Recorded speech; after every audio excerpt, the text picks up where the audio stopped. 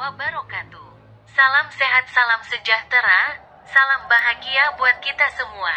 Sebuah kisah keteladanan yang pantas dijadikan sebagai keteladanan bagi kita. Alam bawah sadar. Di sebuah angkot yang penuh sesak, tiba-tiba tercium bau menyengat. Siapa nih yang kentut? Kata kernet refleks. Tentu saja tidak ada yang menjawab. Semua hanya tutup hidung, lalu kernet menagih ongkos semua penumpang. Setelah semua terkumpul dengan nada tinggi, kernet teriak, "Heh, yang kentut belum bayar nih.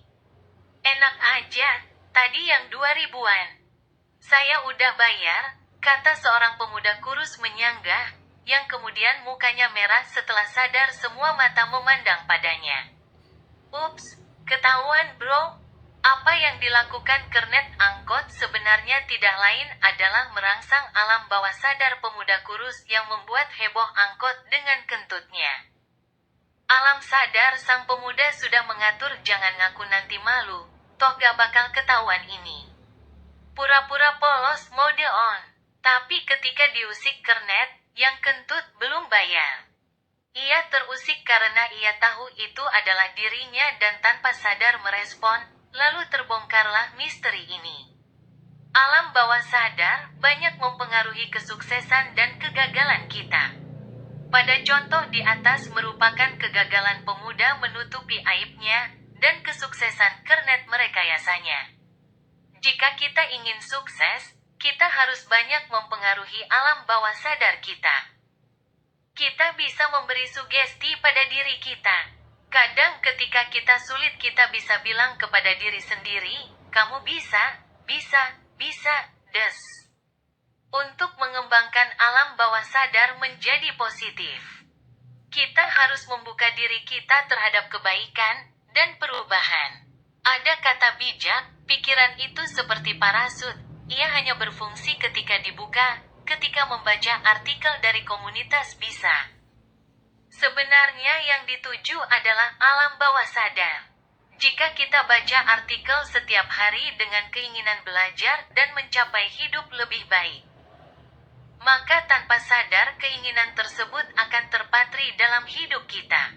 Jika tidak ada keinginan mengubah diri, maka artikel apapun yang kita baca tidak akan berpengaruh. Jangankan artikel, kitab suci saja kalau dibaca tanpa membuka diri untuk menjadikan kita bermain. Misalnya di kitab suci dikatakan, "Wahai orang-orang beriman, sesungguhnya orang-orang munafik itu." Kenapa ada yang baca kitab suci, tapi kelakuannya tidak berubah? Jawabnya karena otak tidak sadarnya tidak menerima atau otak sadarnya memblok informasi. Misalkan ada tukang rambutan dan tukang bakso jalan berdua. Lalu kita panggil, "Bang, bakso." Siapa yang nengok? Ya, tukang bakso. Kenapa? Karena alam tak sadarnya sudah menyatu dengan profesi itu. Jadi kalau ada ayat, "Wahai orang-orang beriman," kita tidak merasa terpanggil ayat tersebut, berarti alam bawah sadar kita belum menyatu dengan identitas tersebut.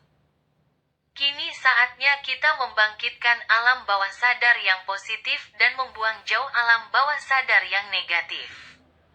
Percayalah, jika Anda lakukan usaha menciptakan alam bawah sadar secara positif, hanya masalah waktu, Anda dengan izinnya pasti sukses.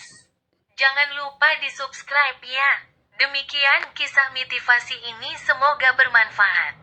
Terima kasih dan wassalamualaikum warahmatullahi wabarakatuh.